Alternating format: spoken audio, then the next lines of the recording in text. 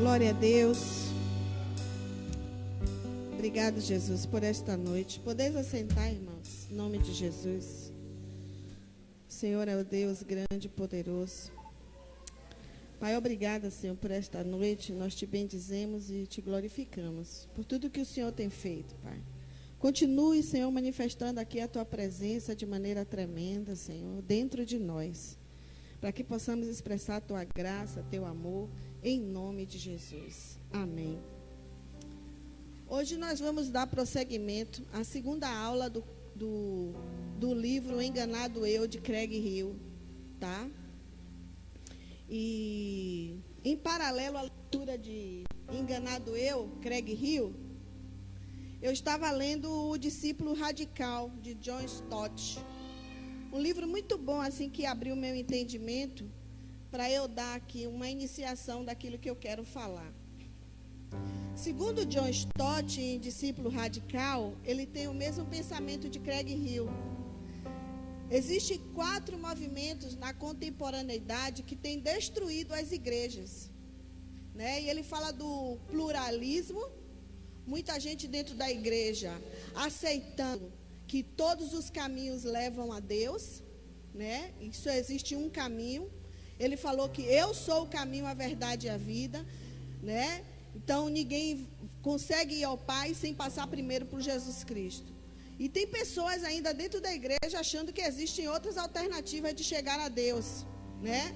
Talvez fazendo boas obras, né? E nós somos salvos pela graça, pelo intermédio da fé.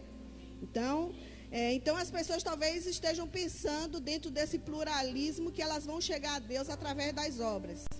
E tem um relativismo ético que trata de você aceitar, né, essa onda de pensamentos mundanos que as pessoas estão aceitando dentro da igreja, que muitas vezes é o divórcio, né? Tem muitos líderes aí religiosos que estão aconselhando as pessoas a se divorciarem mesmo. Não deu certo, sabe? Não está dando certo, é melhor se separar mesmo. Entendeu? Então, isso aí é o relativismo ético, né? E assim também é o casamento homossexual, né? Casamento gay, né? Que as pessoas falam aí. Então, tem também o materialismo, que é essas ondas de campanhas, essas avalanches de prosperidade, né? Então, isso tudo vem fazendo com que nós nos desviemos do foco. Nós não, né, irmãos? Porque eu creio que nós andamos no Espírito, amém? Glória a Deus. Então, o ter está acima do ser no materialismo, né? Então, as pessoas estão muito assim, invocando o ter, né, em detrimento do ser, porque nós já somos abençoados. Nós não precisamos fazer campanhas, irmãos, né? Eu falo isso aqui com muita liberdade, porque a gente tem a mesma visão, o mesmo pensamento, né? Então, nós não precisamos fazer campanha, nós já somos abençoados. A palavra de Deus fala que Ele nos estabeleceu nas regiões celestiais com todas as sortes de bênçãos. Então, eu não preciso fazer nada, irmão, de campanha, de oração, de jejum, para conquistar aquilo que Jesus já conquistou para mim na cruz. Isso é um grande engano que as igrejas estão fazendo hoje. Para o quê? Para atrair a sua atenção, para atrair um público de pessoas carentes, né, que colocam o ter acima do ser. Quando na verdade você já é filho, você já é detentor de tudo aquilo que Ele conquistou na cruz por você. Amém? Então eu não gosto de iludir ninguém não, irmãos. Muitas vezes as pessoas perguntam assim para mim, lá na Bahia, vamos lá na igreja, está tendo uma campanha. Eu não tenho, irmão, compromisso com essas coisas, sabe? Eu não tenho essa mentalidade. Se você quiser ir, amém, glória a Deus. Eu posso convidar para você pregar lá no dia de campanha? Eu digo, pode, em nome de Jesus. Eu vou, irmão, mas eu sou muito superficial, eu passo por cima, sabe? Eu sou superficial, eu passo por cima. Até um dia que eu tiver bastante intimidade com o líder, eu falar assim, irmão, essa sua visão aí está decadente, irmão. Não tem nada a ver com Jesus isso, né? Por ter liberdade, tete a tete, chegar para ele e falar, né? Mas eu passo por cima assim, dou lá a mensagem. Não tem nada de campanha a minha mensagem. Tem nada de campanha. Não sei se eles ficam decepcionados com a mensagem. Eu só sei, irmão, que eu dei o meu recado. Amém?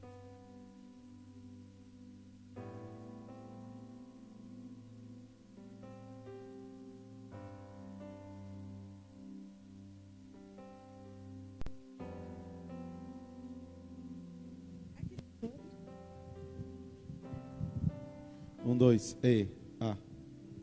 Alô? Então, tem o narcisismo, né? Narcisismo é o quarta onda contemporânea que tem entrado dentro das igrejas. Isso aí, irmão, é patente, viu? Olha, o narcisismo fala do amor a si mesmo. Jesus, ele deu 2 mandamentos. Não existe o terceiro em relação a amar. Ele falou: amar a mim acima de todas as coisas, Deus, e ao próximo como a ti mesmo. Se ele fala como a ti mesmo, irmão, então ele já viu que em você tem uma predisposição de amar você mesmo. Então não existe o terceiro mandamento em relação ao amor. Amar a Deus acima de todas as coisas e ao próximo como a ti mesmo. Então a psicologia humanística, ela tem nos ensinado a gente ter amor por nós mesmos, irmão. E o ser humano, ele já nasceu predisposto a se amar. O psiquiatra Augusto Cury, ele fala que as pessoas que dizem que não gostam de si mesmas e querem se matar, são as pessoas mais egoístas da face da terra. Exatamente porque ela não aguenta mais sofrer, principalmente pelo outro. Então ela prefere, irmão, morrer. Ela não suporta passar por dificuldades. Aquilo para ela é muito sofrimento. O amor dela está lá intrínseco ali dentro, por ela mesma. Por isso que ela quer perder a própria vida. Não quer mais viver, não tem mais ânimo. Amém? Então, John Stott, ele só fala de 4 ondas contemporâneas, mas eu vou além disso, irmão. E hoje o Espírito Santo começou a ministrar no meu coração. Está faltando o ativismo religioso. O ativismo religioso tem feito com que as pessoas dentro da igreja encham suas agendas de compromissos e perca a intimidade com Deus. Encha o seu tempo com a obra do Senhor, mas perde, irmão, a essência do dono da obra.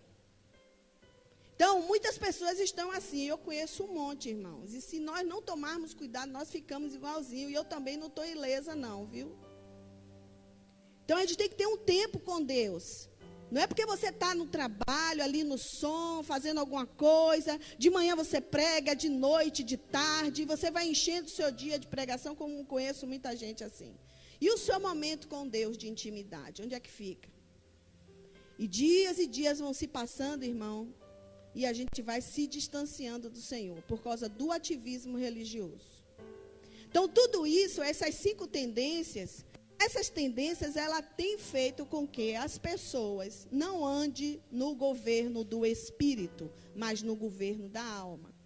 Então, no meu livro, O Andar no Espírito, na página 38, eu gosto muito dessa passagem. E eu coloquei aqui esse excerto aí para a gente fazer uma reflexão. Um bebê espiritual precisa de um tempo necessário para um poder de uma nova vida se estender do centro até a circunferência. Ainda que uma pessoa recém-convertida possa comportar-se fielmente, amando o Senhor e distinguindo-se com zelo, ainda necessita de um tempo para conhecer as ciladas do eu. Certo? Por mais que renunciem aos vícios, muitos continuam com vínculos dos sentimentos e dos pensamentos e ainda não foram provados com o refino do fogo. Por que dos sentimentos e dos pensamentos? Porque estão ainda no governo da alma. Não entenderam ainda o que é andar no Espírito. Eu não estou querendo convencer vocês, irmão, que você tem que acordar 7 horas da manhã e dormir 10 horas da noite e estar esse tempo inteiro no governo do Espírito. Eu acho que é quase impossível isso para nós, irmãos. Só Jesus Cristo conseguiu essa proeza. Porque nem o próprio Davi, que tinha um coração, segundo o coração de Deus, ele dava a escapadela dele, irmão. Pulava os muros dele. Salomão também. Tantas pessoas na Bíblia que a gente conhece, que não andou 100% no Espírito. Eu não estou fazendo essa proposta aqui para vocês. Eu estou falando simplesmente, queridos, que a gente tem condição, sim, de andar uma boa parte do nosso dia no Espírito. E quando a gente entrar no governo da alma, a gente saber já essa jurisdição de trevas a qual a gente adentrou. E saber discernir elas duas. Isso que é importante, irmãos. Porque às vezes a gente não está discernindo que a gente não está na alma. Porque o discernimento espiritual é uma coisa. E muitas vezes a gente nem tem discernimento espiritual. E a gente tem que pedir para Deus. Porque esse livro se chama Enganado Eu. O espírito de engano, querido, ele está pairando no nosso meio o tempo inteiro. E a Bíblia fala que ele virá nos últimos tempos e que, se possível for, ele enganará até os escolhidos. Olha só que muitos serão chamados, mas poucos serão escolhidos. E exatamente esses poucos escolhidos ele enganará também, se possível.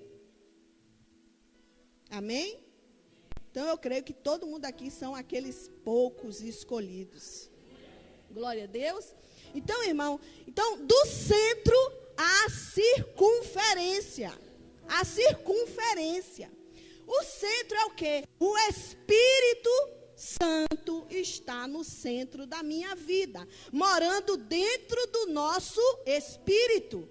Então, por isso que precisa o poder de uma nova vida, do centro até a circunferência, que é o quê? A alma. Esse poder que veio habitar dentro do seu espírito, ele precisa de um tempo. Se estender o poder dele, o discernimento dele, a natureza dele imaculada e incorruptível, para que você venha entender isso, irmão, porque você é alma. Embora você tenha um espírito, tenha uma alma e habite num corpo. Craig Hill fala, passe o próximo aqui. Craig Hill fala, irmãos, que antes de nós aceitarmos Jesus como nosso Salvador, nós andávamos guiados pelos 5 sentidos. Quais são os 5 sentidos? Olha só.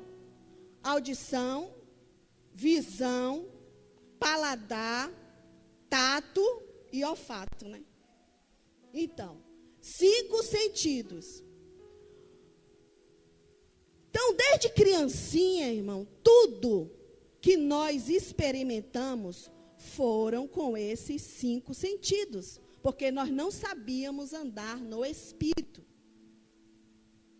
Então, a gente foi guiado o tempo inteiro por esses 5 sentidos. E depois que nós conhecemos Jesus, o Espírito dele vem habitar dentro de nós, muitas pessoas ainda estão sendo guiadas pelos 5 sentidos. Olha só, existe uma passagem na Bíblia, em Gênesis 27. Disse então Rebeca a Jacó, seu filho: eis que ouvi teu pai falar com Esaú, teu irmão, dizendo: traga-me caça e faze-me um guisado saboroso. Já tem ali o quê? O paladar. Ela ouviu, já tem ali a audição. Para que eu coma e te abençoe diante do Senhor antes da minha morte. Porventura meu pai me apalpará, essa foi a resposta de Jacó, e serei aos seus olhos como enganador, disse Jacó. Apalpará já vem o quê? Tato. E olhos, olha lá, ó, visão. E ele, Isaque, se aproximou de Jacó e o beijou. E seu pai, sentindo-lhe o cheiro, olha o outro, olfato das vestes, o abençoou e disse: eis que o cheiro do meu filho é como o cheiro de um campo que o Senhor abençoou. Olha só, ali dentro daquela casa, Esaú, Isaque, Jacó e Rebeca, eles eram, irmão, uma igreja, um corpo. Mas um corpo que se comunicava, irmão, só pelos 5 sentidos. Rebeca, ela recebeu uma promessa de Deus, que o menor governaria o maior. Mas ela agiu na força dos 5 sentidos dela, todo o corpo ali. Tanto Isaac, quanto Jacó, e quanto o próprio Esaú e Rebeca. Agiram na força do braço, na força dos 5 sentidos, porque não precisava ninguém dar uma ajudazinha a Deus. Deus ia fazer, irmão, criar uma circunstância para o menor governar sobre o maior. Então, muitas vezes você tem uma promessa, querido, na sua vida. Mas você não aguenta esperar. Aí você vai agir com os seus sentidos. Abraão tinha uma promessa de que Isaac viria e seria também, irmão, pai de muitas multidões. Mas ele ouviu o quê? A voz da alma dele, porque a mulher simboliza a alma. Ouviu a voz de Sara. Por que você não deita com a minha serva? Muitas vezes, irmão, a gente está ouvindo a voz da nossa alma. A nossa alma, ela só vai nos comunicar coisas dos nossos 5 sentidos. Então, ele ouviu a voz de Sara, que simboliza o quê? A alma dele. Então, ele ouviu a voz dela e simplesmente foi lá deitar. Então, ele teve Ismael o quê? Na alma. Ismael não era uma obra do espírito, mas da alma. Então, por causa desses 5 sentidos, queridos, a gente está o tempo inteiro se desviando do foco do Senhor. E a gente está julgando as pessoas através dos 5 sentidos. O próximo. Olha só, antes de eu falar sobre isso, pensa numa menina que chegou diante do pai. Ela tem 6 anos de idade. E de repente, ela chegou para o pai e falou: pai, eu vou te ajudar. Aí o pai, vendo ela pegando a madeira, os pregos, porque ele trabalha na marcenaria, um exemplo que ele conta no livro, Craig Hill. E aí o pai dela chega para ela e fala assim: menina, largue isso agora, vá para dentro, eu não quero sua ajuda, você vai se machucar, sai daqui. Irmão, ela tirou conclusões precipitadas acerca do pai dela. Ela entrou dentro de casa dizendo: meu pai não me ama, meu pai me rejeita. Tudo por causa do olhar, da voz e até de um tapa que ele deu nela, o tato. Então ela tirou conclusões